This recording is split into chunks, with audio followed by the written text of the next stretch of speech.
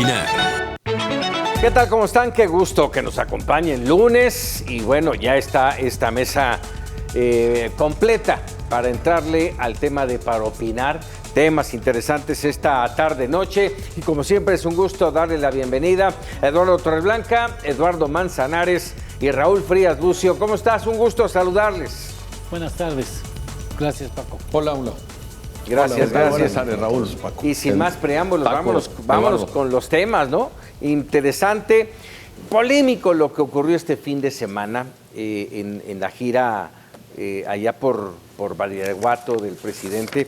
Y este escándalo que generó un aparente retén militar, que no lo era, que no era militar, que estaban estos sujetos vestidos de militares con armamento, detuvieron a una camioneta de periodistas, ¿sí? Les preguntaron si llevaban armas, a dónde iban, por qué iban, y los dejaron pasar. Y a partir de ahí, bueno, se detonó este escándalo que dice el presidente, a ver, no pasa nada, no pasa nada.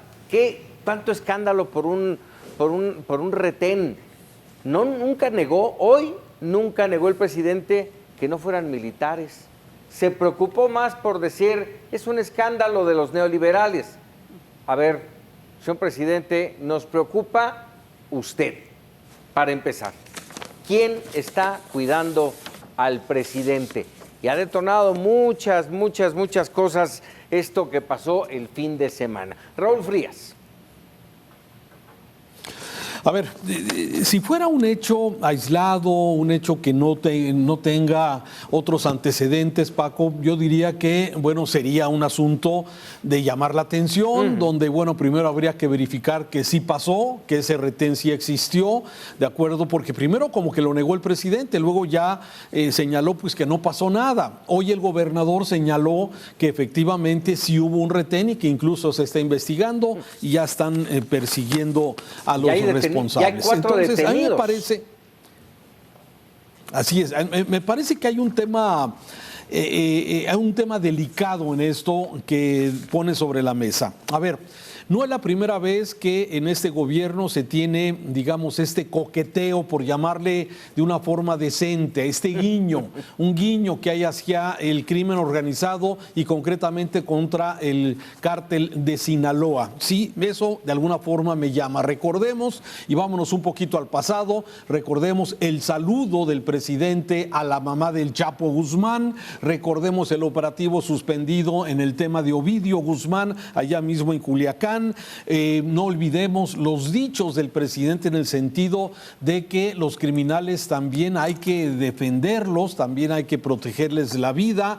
Los dichos del presidente de que los criminales que persiguen a miembros del ejército mexicano de alguna forma, bueno, pues también tienen derechos. O sea, todo esto de alguna forma más una estrategia que hasta el momento ha sido fallida, y lo puedo asegurar porque tenemos ya 120,000 personas que han muerto violentamente en este país, en este sexenio, en el del presidente López Obrador, lo mismo que sucedió con Peña Nieto, pero aquí le faltan todavía 2 años.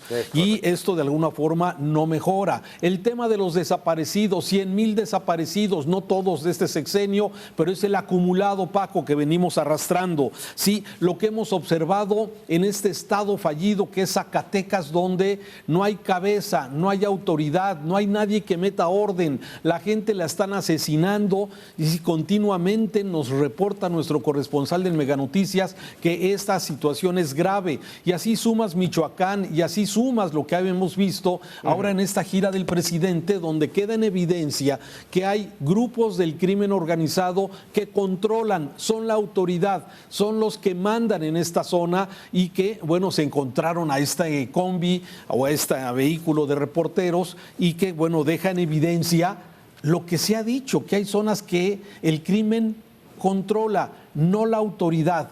Y la tolerancia del presidente López Obrador debilita las instituciones, debilita el Estado de Derecho. No es un asunto menor. Bueno, es como lo ves tú. Ahora, hay que agregar varios detalles que son importantes mencionar, además de los que ya has tocado. Uno de ellos es una visita al llamado Triángulo Dorado, la zona con el la mayor presencia del narco en el país. Hay en todos, pero ahí ese Triángulo Dorado, por abolengo, déjame decirlo, es parte fundamental. Y que haya sucedido ahí, y que haya sucedido una semana antes del proceso electoral que tenemos el próximo 5 de junio, caray, también es un tema espinoso, ¿eh? Ya lo vivimos el año pasado, la intromisión del narco en las elecciones. Y hoy, bueno, pues viene a sobrevolar de nuevo esta situación. Eduardo Manzanares. Sí, mira, coincido completamente con Raúl, Paco. Aquí el que el Ejecutivo Federal diga que no pasa nada, bueno, a ver, Andrés Manuel, pasa todo. Digo, yo estoy segurísimo que ninguno de los reporteros, periodistas, reporteras que estaban en esa camioneta, que fueron detenidos por un retén del narcotráfico, están acostumbrados a ver a un grupo de personas con fusiles AK-47 y que les empiecen a cuestionar a dónde van, si están armados, vaya, que los detengan. Yo quizá pudiese entender a un corresponsal de guerra, sabes a dónde vas, sabes a lo que te estás metiendo y los riesgos que corres.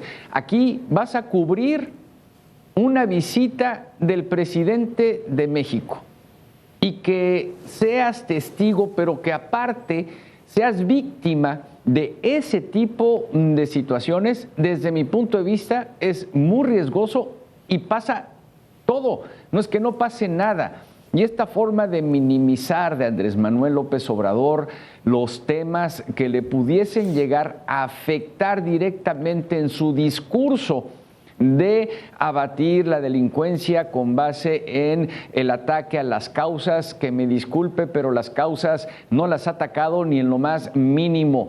¿Por qué? Porque sigue habiendo más pobres en el país, porque sigue habiendo más inseguridad en el país y porque simplemente su estrategia no ha servido de nada, como tampoco sirvió la estrategia de Peña Nieto ni la estrategia de Calderón. Aquí es importante que la gente sepa que minimizando los hechos no se solucionan los problemas que pudiese llegar a ocasionar. Y ahora pones, Paco, sobre la mesa el tema de las elecciones. Fíjate nada más qué cártel o qué grupo delictivo está, por ejemplo, situado en Tamaulipas y cuáles son los cárteles que están situados allá en Sinaloa y cuáles son los que se están en disputa. Sí, el tema electoral también entra mucho en este momento, y ahí sí tengo que reconocer que Andrés Manuel es muy hábil, es el político desde mi punto de vista más hábil que tiene México y que ha dado en los últimos tiempos, y esto lo sabe emplear, pero a la perfección, Andrés Manuel. Y eso no quiere decir ni minimizar el riesgo que corre el Estado mexicano, precisamente por darle esa manga ancha, esa libertad implícita en el discurso de Andrés Manuel al crimen organizado. No los vamos a perseguir, no los vamos a balacear, hay que proteger los derechos humanos, ustedes también son seres humanos, ustedes también tienen derecho, y si nos llegan a perseguir, pues nosotros les decimos a nuestros soldados, retírense, porque pues no vale la pena. Y esto pues afecta, lo platicábamos hoy en la tarde Raúl y un servidor, esto afecta y menoscaba el Estado de Derecho en nuestro país. Sin duda, sin duda. De esto que estás mencionando, nada más si quisiera subrayar cuando hablabas de minimizar. El presidente hoy en la mañana dijo que ¿por qué tanto escándalo por un retén? Esa era la nota principal. O sea, se quejó de que el tema del retén haya sido la nota principal para los medios y no la visita que realizó, el abanderamiento que realizó de la construcción de 2 vías carreteras importantes que casualmente comunican justamente el Triángulo Dorado. Vamos a ver. Pero bueno, luego dijo, y difundir que hay acuerdos con la delincuencia. Y tuve que decir, dijo el presidente, y tuve que decir que yo no era Calderón, porque ayer lo dijo, yo no soy Felipe Calderón, además en un tono frenético, furibundo. Dijo, yo no soy Felipe Calderón. Él tenía a García Luna y en vez de atender las causas generó una guerra que generó masacres, y los conservadores cretinos piensan que somos lo mismo. Terrible, porque nunca es capaz el presidente, y lo digo así, me va a perdonar el presidente, nunca es capaz de aceptar, primero, que hubo un retén que no era militar y que no le preste la atención, que no le alarme el que la fuerza militar, que la Constitución le mandata exclusivamente al Ejército, a la Marina y a la Guardia Nacional, se ha violentado. Eduardo Torreblanca. Bueno, me comentan ustedes que iban vestidos como miembros de la Guardia Nacional, o sea, vienen uniformados y no son de la Guardia. Pues eso es, de veras es inconcebible que queramos pasar por alto un asunto que pone en duda la confiabilidad en el manejo de algunas regiones del país por parte del Ejército mexicano, como ya se había apuntado en otras ocasiones, incluso como aquí mismo en estos micrófonos se llegaron a comentar hace casi 3 años, cuando se hablaba de qué tipo de país estaba por tomar en control el presidente de la República. Aquí lo expresamos diciendo que había regiones en donde todo parecía indicar que el control lo tenían los grupos de delincuencia organizada, y eso en ese sentido creo que confirmaría, y no es un asunto solamente a lo bien dicho por ustedes, me sumo, pero no solamente afecta el Estado de Derecho, es una cuestión que afecta directamente el trayecto de la economía, porque bueno, pues si vamos a estar sujetos a los planteamientos de ley que marquen la delincuencia organizada, que por cierto se me hace muy dudoso, tengo entendido que el año pasado en las elecciones fueron de las más, digamos, violentas, donde hubo más homicidios de aspirantes a puestos de elección popular, si no mal recuerdo, o renuncias o retiros de estas. Y curiosamente, hoy precisamente en la comida estaban comentando que en estas elecciones, las que empezamos a horas de poder desarrollar en 6 estados del país, resulta que ha habido de las más blancas, no ha habido prácticamente violencia electoral. Yo bromeaba diciendo, pues a lo mejor porque ya saben que los candidatos que llegan y que van a llegar y que van a triunfar son los que ellos han impuesto colocado en esas posiciones. Se me hace muy grave lo que está sucediendo, y más grave que el presidente de la República trate de minimizar un hecho, y más grave que la ciudadanía no se dé cuenta que eso no puede pasar desapercibido, no puede darse de la espalda a una realidad que es muy grave en términos de Estado de Derecho y en términos de control del país. Raúl, cabe y yo te quisiera preguntar, porque esta mañana Ricardo Alemán, periodista, columnista, dejaba esa pregunta de quién cuida al presidente. ¿Hay dudas en cuanto a eso? ¿Tú sientes que hay dudas en cuanto a quién cuida al presidente?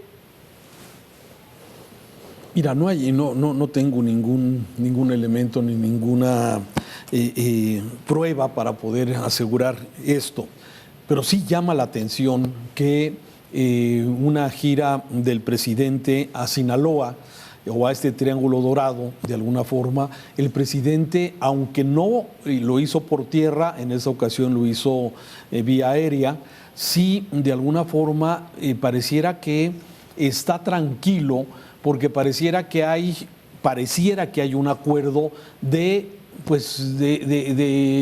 protegerlo. A ver, ¿cómo te puedes explicar, Paco? Tú has sido reportero desde hace muchos años y te acordarás cuando un presidente salía de gira a alguna entidad. Yo recuerdo cuando venían aquí a Guadalajara los presidentes, llegaban 2 o 3 aviones previamente de la Fuerza Aérea y se hacía un cordón de gente del ejército que era normal, vendían vestidos de civil, pero todos sabíamos que eran del ejército, claro. Sí, que del Estado Mayor, que estaban cada determinados metros a lo largo de las rutas del presidente. Todos lados, o sea, era evidente, ¿sí? Poder proteger al presidente de un lado a otro. Sí, el presidente López Obrador no lo tiene así. Y sin embargo vemos cómo se mueve en líneas aéreas. Bueno, ya no se ha visto tanto en líneas aéreas comerciales, pero ya empieza a usar los aviones de la Fuerza Aérea, ya ahora empieza también a moverse en este sentido. Pero me parece que moverse con esa seguridad en estos lugares donde los ciudadanos comunes y corrientes no nos atrevemos a ir en carretera en la noche o ya poniéndose el sol, sí, el presidente pueda moverse con esa tranquilidad hacia cualquier punto del país. Estamos viviendo un sinsentido en el que pareciera que todo está normal, pero todos sabemos, por lo menos nosotros sabemos, que las cosas no están bien, que hay un proceso de debilitamiento institucional, que el presidente con su omisión de no combatir a los grupos de criminales los está fortaleciendo,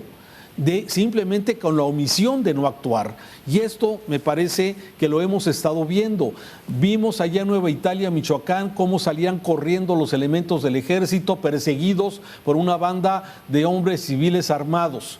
Vemos ahora que hay un retén en una gira del presidente cerca de La Tuna, en Badiraguato, ahí precisamente en la zona donde viven estas personas. El Triángulo Dorado, el presidente incluso ha pedido perdón por llamarle el Chapo a Joaquín Guzmán Loera, saluda a la mamá. O sea, son muchas coincidencias, pequeñas coincidencias que hay y que llama la atención, en donde lamentablemente el narcopoder, como dice nuestro título de nuestra pantalla, sí pareciera que ha venido tomando fuerza cada día. Y ya lo comentaba Lalo, el tema de la elección de Sinaloa, de Sonora, los años pasados, aquí mismo denunciamos cómo operó el crimen para sacar de la jugada a los dirigentes de los partidos, para de alguna forma a los operadores políticos los secuestraron, los guardaron en sus casas y operaron para que hubiera el resultado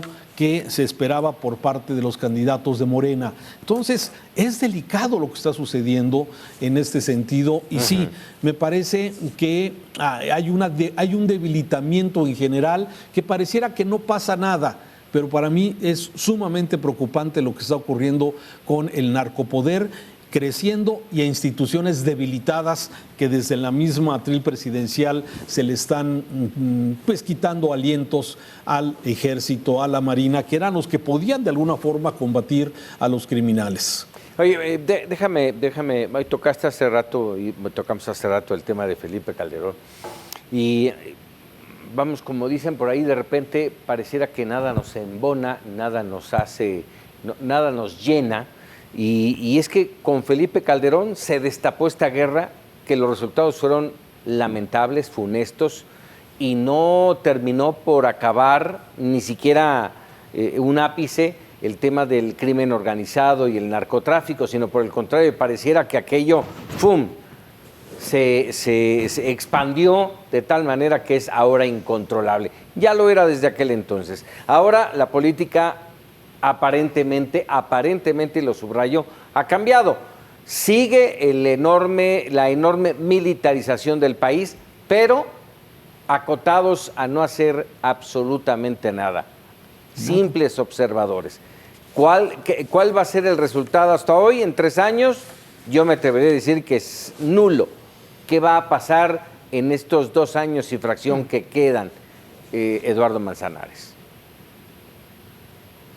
Mira, Paco, imagínate, ahora que hablas de la militarización del país, pues al ejército mexicano se le está dando las funciones de un administrador. Administran el Aeropuerto Internacional Felipe Ángeles, van a administrar el parte del Tren Maya, también están construyendo las sucursales del Banco del Bienestar, que hago un paréntesis, ya encontraron la fórmula porque no van a poder cumplir con la construcción de los bancos y ahora se van con Telecom Telégrafos, total, ahí tienen ya las instalaciones físicas, pero va más allá. El ejército mexicano tiene un poder en el país tremendo en cosas que están fuera de su propio mandato constitucional y fuera de sus propios objetivos, que es salvaguardar el país en caso de inversiones, etcétera, ¿no? Y en este caso, bueno, pues de la seguridad pública nacional junto con la Armada y lo que es la Fuerza Civil. Entonces, o la Guardia Nacional, perdón. Entonces, aquí estoy viendo que al ejército se le está dando mucho, pero se le están diluyendo sus tareas esenciales y no se está empleando para lo que verdaderamente es. A ver, no puedo creer yo que el ejército mexicano, con la capacidad y la calidad de elementos que tienen, porque no dudo de ninguno de ellos, ni siquiera del general Crescencio Sandoval, de la inteligencia militar y en su formación que tienen, como para no saber o no haberse dado cuenta que una gira del presidente, porque en el papel pudiesen ya no existir las guardias presidenciales, pero todavía están ahí, porque sigue siendo elementos del ejército mexicano y siguen cuidando al presidente. Pero no puede ser que no se den cuenta, por lo menos visiblemente, que hay un retén de personas civiles con uniformes de la Guardia Nacional que están en plena carretera allí en Badiraguato. Es, inverosímil. Kafka se quedaría, completamente fuera de sí y se volvería a morir, porque esto sobrepasa, desde mi punto de vista, la realidad y sobrepasa lo verosímil que pudiese llegar a ser la vida normal de un país. Y esto menoscaba, menosprecia y dinamita a una institución tan importante en nuestro país como es el ejército mexicano, como Eduardo, son nuestros soldados, porque incluso la... Perdóname, a ver, ¿y no pasó por esa misma ruta la caravana del presidente? Pregunta, porque normalmente cuando vas en una gira, lo hemos comentado en otras oportunidades, vas atrás, ¿sí? La prensa va atrás, a menos que por alguna razón se hayan dilatado, pero todo el mundo va en esa caravana para no perder absolutamente nada de lo que haga el presidente. Sí, no, yo quisiera creer que sí pasaron por ahí también, pero es el ojo de hormiga. Yo hago como que no y de repente aquí hago como que sí. Es que es verdaderamente increíble lo que tuvimos que vivir ahora y lo que presenciamos. Y también es el absurdo, ¿no? Regreso a la parte de minimizar el hecho por parte del Ejecutivo. Fíjate, el único que se compara con Calderón es el propio Andrés Manuel. ¿Sí? Él es el que dice, es que yo no soy Calderón, yo no soy Calderón. Caray, después de Calderón pasó Peña Nieto y tampoco se hizo absolutamente nada por la seguridad del país. Sí, al contrario. Lo tiene aquí. Entonces, aquí hay obviamente hay... Sí, hay un, no sé si matrimonio por ahí, obviamente cuestión idílica de coraje, desde luego, con Felipe Calderón, pero o sea, hace 9 años dejó de ser presidente de México ese hombre. Imagínate lo que habrá generado hoy, justamente el abrazo y el chapuzón que se aventó Felipe Calderón con el Checo Pérez, para el presidente lo que habrá representado. Pero bueno, son otras cosas. Si me lo permite, rápidamente, un minutito para cada uno. ¿Qué sacamos en conclusión de este tema? ¿Hacia dónde va el gobierno mexicano con este tipo de situaciones? Eduardo Torreblanca, rápidamente. Rápidamente yo quiero preguntar qué posición política se va a debatir en el 2024. Porque hemos dado presencia muy importante a los grupos de delincuencia organizada que ya se sentirán en el derecho de seguir gobernando no solamente algunas regiones en el país, sino el país en su conjunto. ¿Por qué no? Claro. Raúl Frías. Sí, ya retomo el último párrafo de la columna de Raimundo Rivapalacio, hoy, el periódico El Informador, o el que lo lea, cada quien, el Financiero, el que sea, dice: las palabras del presidente no van a poder con la realidad. Su política de no enfrentar criminales los ha fortalecido, al tiempo que el presidente ha debilitado al Estado mexicano. Su sexenio será el más violento en la historia de México y dejará un país, en parte, en manos de los criminales y destruido. El lado oscuro de López Obrador dejará un legado espantoso para quien lo suceda y para el país. coincido totalmente con lo que dice Raimundo Riva Palacio. Yo me quedaría nada más con una duda. Ya se lo entregaron así, no uno, sino dos, hasta tres gobiernos, por quedarme corto. Ya se lo dejaron así. A este país lo han ido entregando poquito a poquito al crimen organizado. Rápidamente, Eduardo Manzanares. Es muy riesgoso lo que estamos viviendo, ya se había advertido desde los últimos 2 años de Enrique Peña. No nos podemos permitir la colombianización de nuestro país y lamentablemente por lo vivido recientemente y a lo largo de estos 3 años pareciera que nos estamos encaminando hacia la colombianización del país. El propio Andrés Manuel decía, nos llevaron al despeñadero. Bueno, pues Andrés Manuel al parecer nos quiere dar un empujón en el precipicio. Eduardo Manzanares, gracias. Vamos a hacer una pausa, no le cambie, regresamos con otros temas para opinar.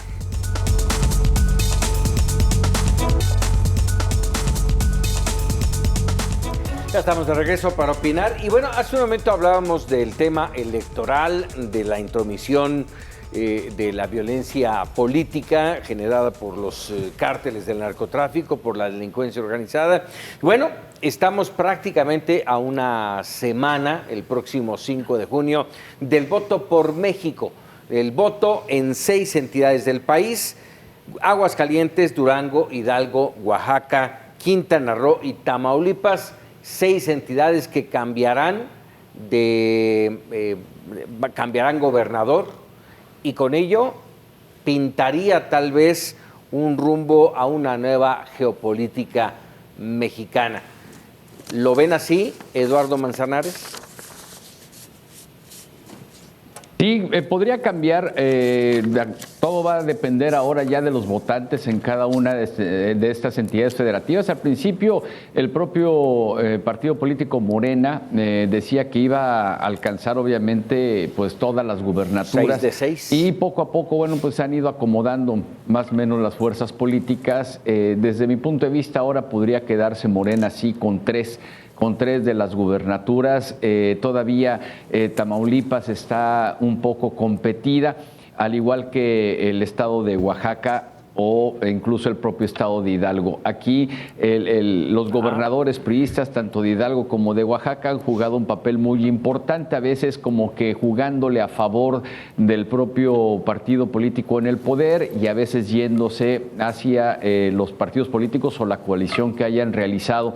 Y va a estar muy interesante el proceso electoral, sobre todo revisar la participación ciudadana y que no suceda lo que pasó en las elecciones intermedias en el tema de la inseguridad. Volvemos quizá a caer un poco en el tema anterior, pero estará latente precisamente este tema de la inseguridad durante todo el proceso electoral.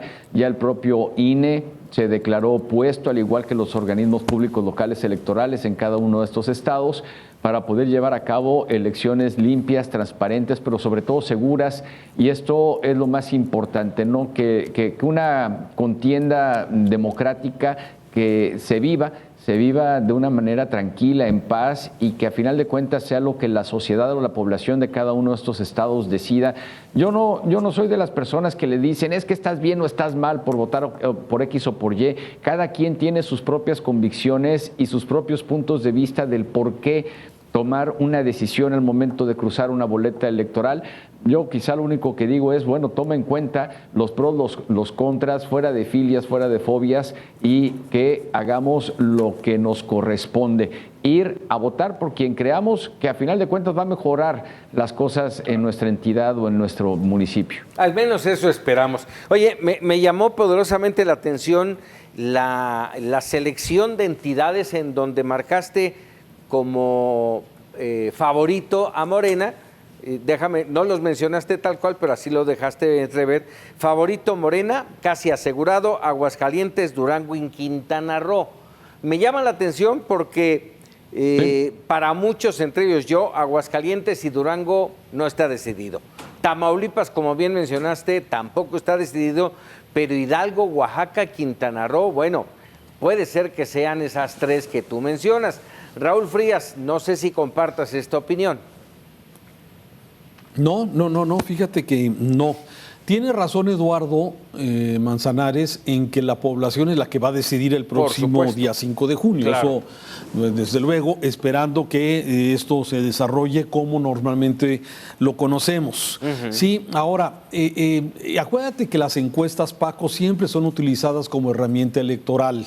Sin embargo, sacando un promedio de las encuestas, como hoy hay varias casas que hacen este promedio de encuestas, sí, bueno, todo pareciera indicar, de acuerdo incluso con lo que ha venido sucediendo en las últimas horas, que en Aguascalientes sería la entidad donde la candidata Teresa Jiménez, que es la candidata de esta alianza PRI-PRD-PAN, tendría la mayoría de las simpatías. Insisto, igual que tú, pienso que en Aguascalientes seguirá mandando el Partido Acción Nacional.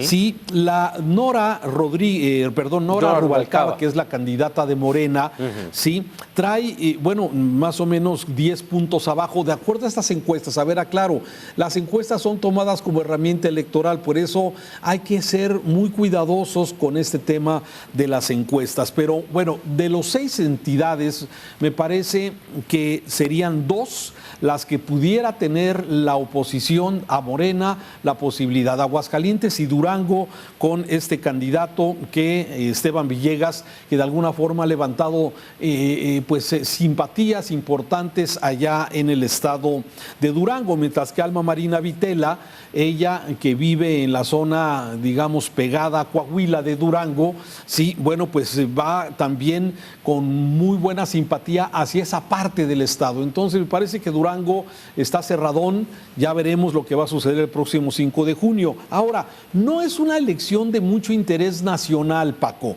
Sin embargo, para cada localidad, como bien lo dice Eduardo, va a tener una importancia, porque es tu gobernador, es tu congreso y es tus municipios, en el caso de los que vayan a tener esta decisión.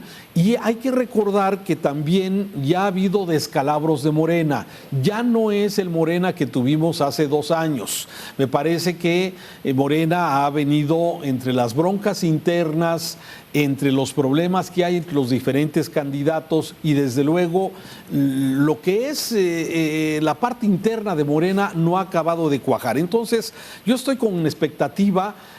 Sin embargo, veo, por lo que me platica Connie Baigorre en Oaxaca, que Morena, en este caso el señor Jara, pues viene muy fuerte, Salomón Jara, mientras que el candidato del PRI-PRD, porque ahí el PAN no se sumó, cosa extraña, solamente está el candidato del PRI y del PRD, que es Alejandro Avilés, pues va muy abajo en las simpatías. Entonces yo casi diría que Oaxaca, Quintana Roo, Tamaulipas, fíjate que ayer se dio a conocer al presidente de Tamaulipas, de Morena, presidente de Morena de Tamaulipas, haciendo una declaración que yo no sé si estaba ebrio o qué pasó. Sí. Arriba, sí. Arriba. Lo dijo.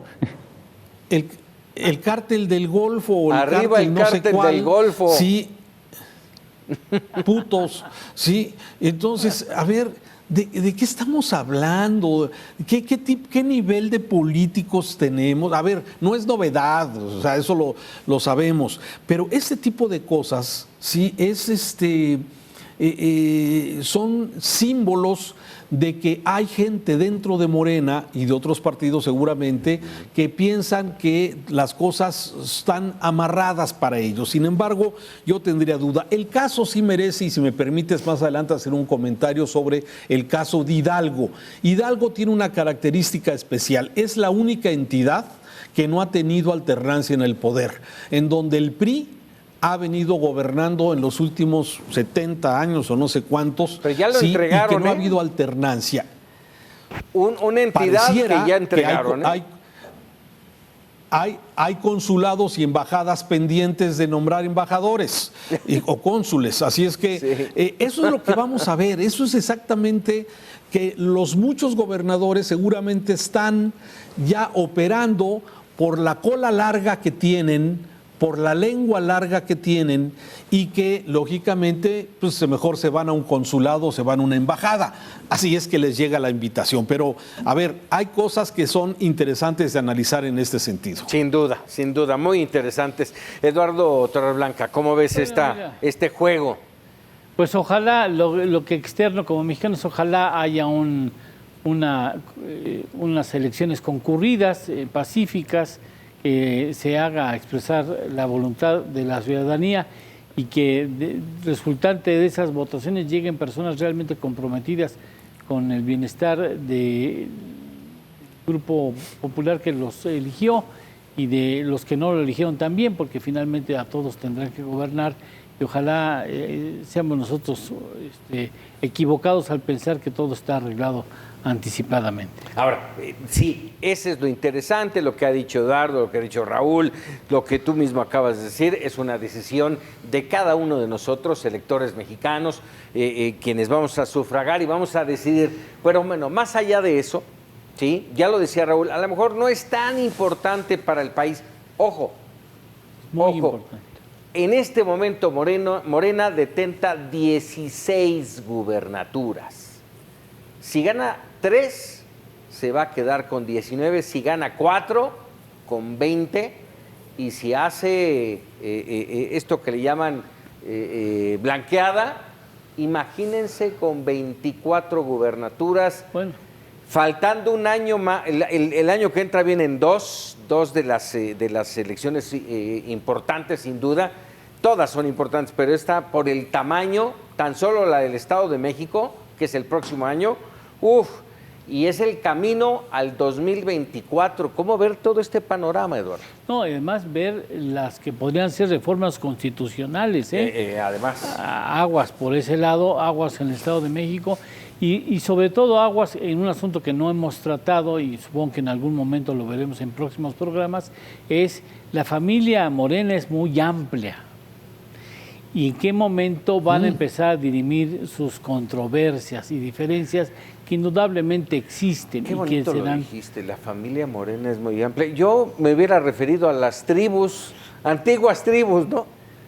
Sí, siguen siendo tribus, indudablemente. Antiguas tribus perredistas, sí. Ya veremos cómo van a dirimir sus controversias que indudablemente existen para la elección de las elecciones en el 2024, ¿no?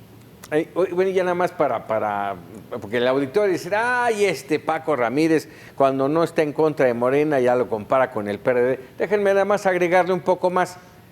Me voy a atrever a decir que el 70% del soporte político de Morena tiene su origen en el PRI. De ahí vienen. Claro, los funcionarios. Su ADN, por supuesto. Su ADN claro. es absolutamente priista. Bueno, pero finalmente, regreso a la pregunta, Raúl, ¿qué va a pasar con este mapa geopolítico pintado cada vez más de un tono morado? Guinda. Mira, y siguiendo con lo mismo que estás comentando, de la genética, y donde, o sea, su información genética es la del PRI. El PRI gobernó este país durante muchos años en forma homogénea y desde luego en una forma, pues, la dictadura perfecta. Algún escritor novelista lo dijo en varias ocasiones. A ver, es lo mismo, Paco. Y aquí lo riesgoso, me parece, es que ¿para qué sirve tener gobernadores? Pues sirve para tener recursos, para dispersar programas sociales, para ver lo que sucedía con el PRI cuando pasaban dinero de Veracruz al Estado de México y se apoyaban con miles de millones de pesos en las campañas. Eso es exactamente lo que es, digamos, el gran poder que te da el tener gubernaturas del Estado. Sin embargo, está este elemento. Morena no tiene la disciplina del PRI. Sí. Aquí vamos a ver este escenario, que ya lo estamos viendo. Ya vimos a Marcelo, ya vimos a Claudia, ya vemos al secretario de Gobernación, ¿sí? Ya los vemos de alguna forma, cada quien haciendo su lucha. Y eso de alguna forma va a ser complicado porque no hay la disciplina sí para el presidente López Obrador, pero el presidente López Obrador, conforme vayan pasando los meses, va a ir perdiendo, sí, digamos, ese gran poder que fue el que convocó a tantos mexicanos creyendo en una esperanza de cambio y que, bueno, a fin de cuentas, pues los resultados hablan por sí solos. No hay resultados y en algún momento eso va a pesar. Y yo creo que va a ser complicado, a pesar de que la oposición está borrada, no haya nadie que se vea destacando hacia esto, pero creo que me parece que la lucha interna dentro de Morena va a generar desde luego divisiones muy importantes y ya lo veremos. Fíjate que nada más déjame acotar, a ver, igual y no estás de acuerdo conmigo, Raúl, pero yo creo que disciplina sí tienen. Lo que les pega es justamente lo que acabas de mencionar, las divisiones y el interés que cada grupo tiene en el poder. Eso es lo que los destruye y es lo que finalmente está haciendo esta situación que no dé resultados. Vamos, sí tienen esa disciplina, tienen con un ADN bien marcado y yo creo que sí podrían. Pero bueno, es mi punto de vista. Eduardo Manzanares. Aquí lo importante será qué va a pasar con Morena cuando Andrés Manuel ya no esté. A final de cuentas, Morena es Andrés Manuel, él lo creó, él lo vislumbró y él es el pilar fundamental de Morena. Si bien coincido con ustedes en el que Morena tiene su ADN fijado en el PRI, pues, pero también tiene sus mañas y sus adversiones y su golpeteo del PRD. Ajá. Entonces, una combinación no muy buena para Andrés Manuel, a final de cuentas, por su proyecto político, porque esto es por lo que ha luchado Andrés Manuel desde que salió del PRI, porque no obtuvo la gubernatura allá en Tabasco, y ese es el ADN de Andrés Manuel, a final de cuentas, y por fin logra ver, desde mi punto de vista, bueno, cumplido su sueño de un movimiento, no un partido político. Eso es lo que desde mi punto de vista le hace falta a Morena. Es un partido político porque está registrado así ante el INE, pero como tal, tú lees los estatutos de Morena, tú lees la esencia de Morena y es un movimiento, no es un partido político como tal. Entonces, ¿qué viene después de Andrés Manuel para Morena? Esa es la única diferencia que yo le veo con el PRI de antaño, con ese PRI hegemónico, que es a lo que está apostándole Andrés Manuel, con la mayor cantidad de gubernaturas posibles para poder agarrar y decir, bueno, esta es la supremacía de Morena, esta es la supremacía púrpura.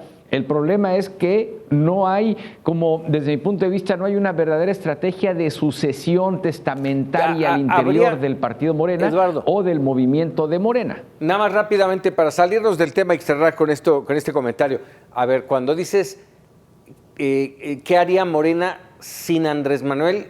Sin Andrés Manuel, ¿a qué te refieres? ¿A no estar en el poder? ¿A no estar presente e inmerso en el partido? ¿A qué te refieres?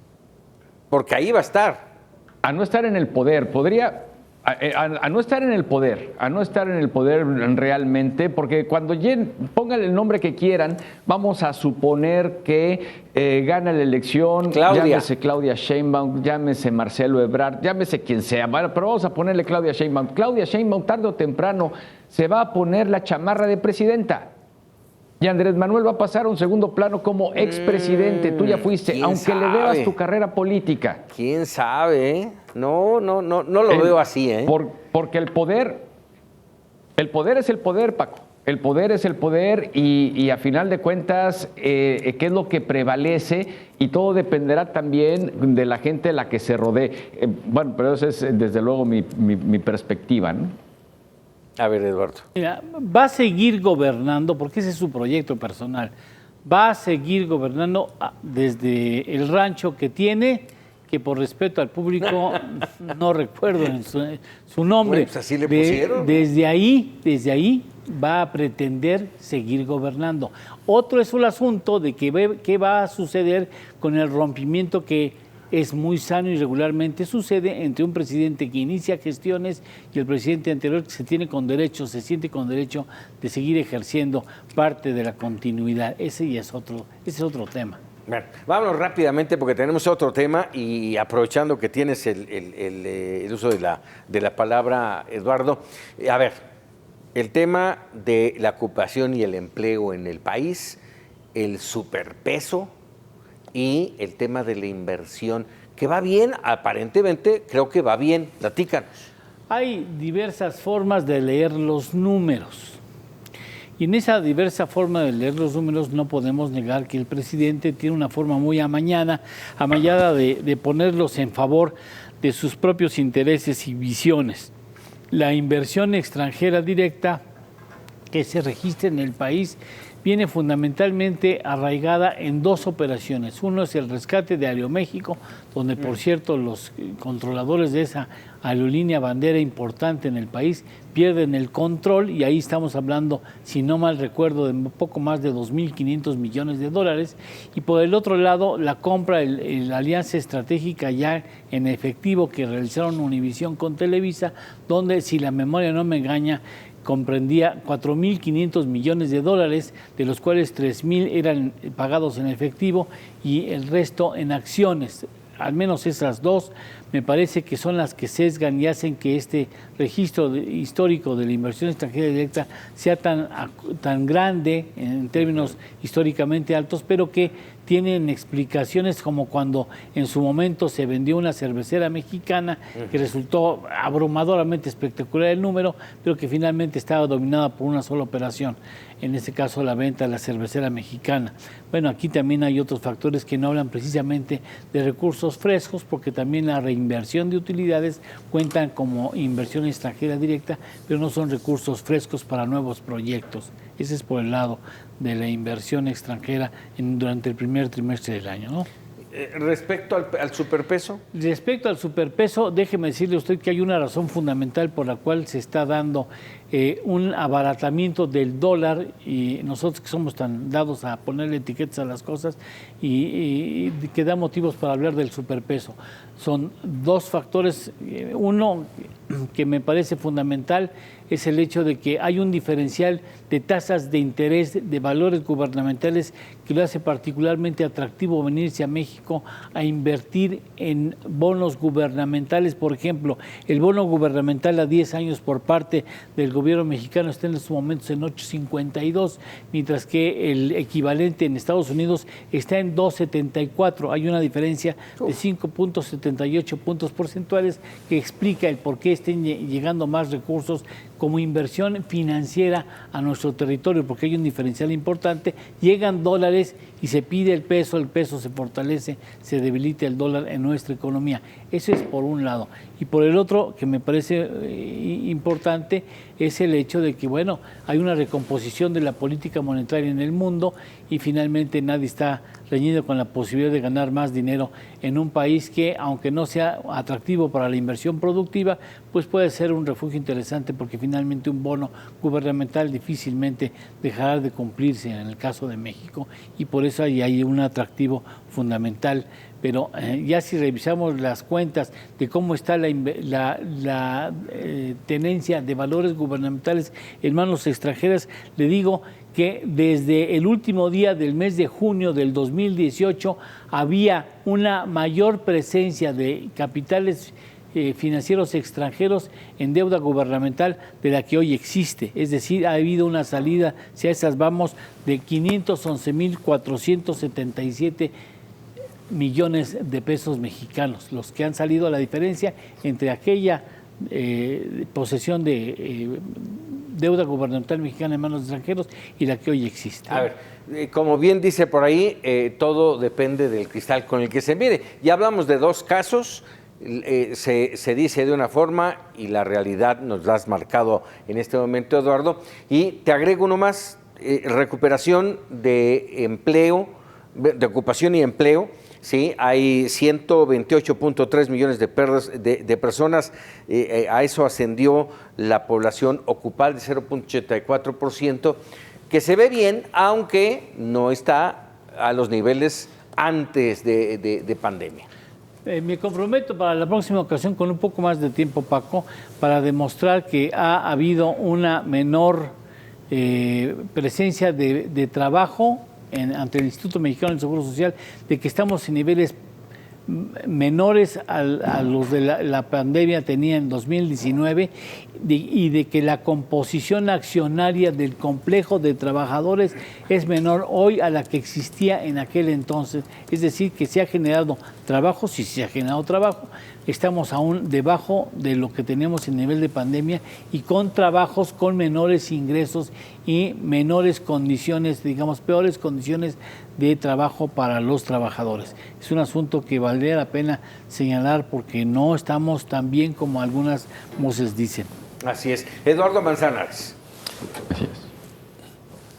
Raúl. Coincido con Eduardo, todavía no estamos a niveles de prepandemia, no estamos a niveles del 2019. Es lógico que los números se muevan en terreno positivo, puesto que ya estamos en la calle, obviamente la economía se abrió, se empezó a mover y sí, afortunadamente los datos que estará presentando el INEGI nos estarán dando que la tasa de desocupación se redujo de 4.4 a 3.5%, es el equivalente a más o menos 3 millones de personas más ocupadas en el país, que la población económicamente activa también se vio incrementada de un 55.4 a 58.1, es decir, cerca de 3 millones, 2.7 millones de personas. ¿Esos son datos y números positivos? Sí, pero no lo suficientes. Estamos todavía hablando de más de 500,000 de personas que harían falta por tener un empleo para poder llegar a los datos del 2019 antes de la pandemia. Y si bien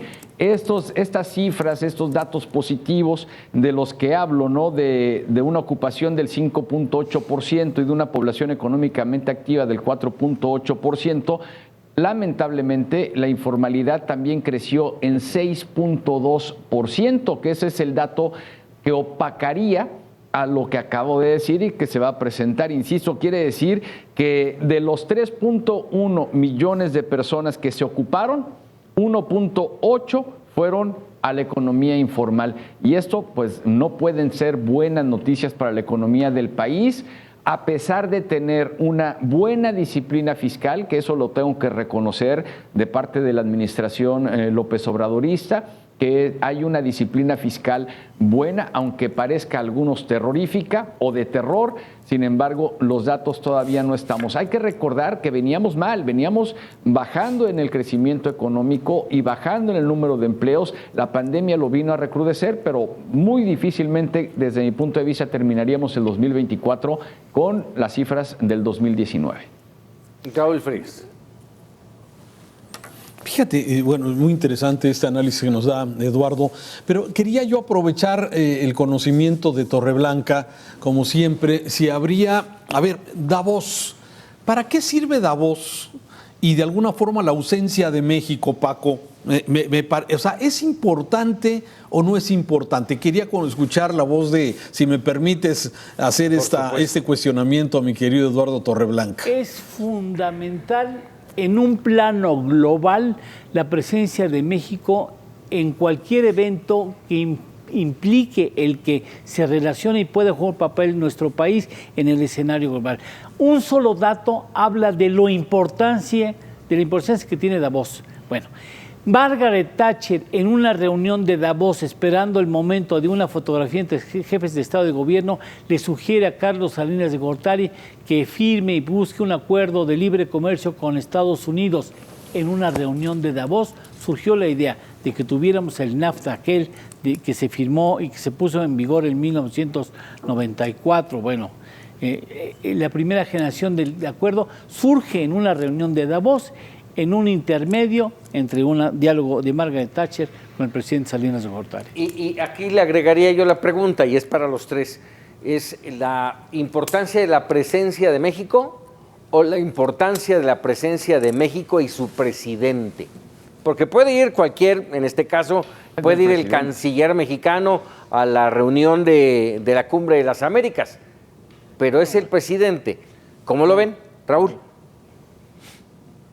No, a ver, yo creo que tenemos un presidente pequeño, en donde, bueno, se ha enfocado básicamente su política al interior, que eso no está mal, pero no te puedes cortar la relación del mundo, y me parece que, bueno, sí, él quiere, como ya lo ha mostrado, va a Cuba, va a Nicaragua, pero no va a estos grandes eventos, porque al presidente no lo ve como algo fundamental para esa relación globalizada que todos los países tienen. No se siente cómodo. No va a ser el punto de interés. Sí, será uno más del enorme grupo de presidentes en el mundo. Esto tal vez es lo que le pierde interés. Sí, o sea, no va a destacar él. Así es, Eduardo Manzanares. En las reuniones, yo considero, son jefes de Estado, de gobierno, presidentes, no ministros. Puede ir Marcelo Ebrard y nos pudiese llegar a representar muy bien, incluso mejor que el propio presidente, pero no entraría a las reuniones ni tiene la capacidad de decisión junto con los otros países a los que va. México está perdiendo oportunidades de negocio, oportunidades de ser ese líder latinoamericano, no nada más hacia Latinoamérica, sino hacia el resto del mundo, donde tenga presencia y donde sobre todo se sienta la presencia de nuestro país, al final de cuentas representada por el Ejecutivo Federal. No pierde oportunidades el presidente, pierde oportunidades nuestro país. El país, así es. Nuestro país. Así es. Muy bien, vamos a ir a una breve pausa y regresamos con más de Para Opinar.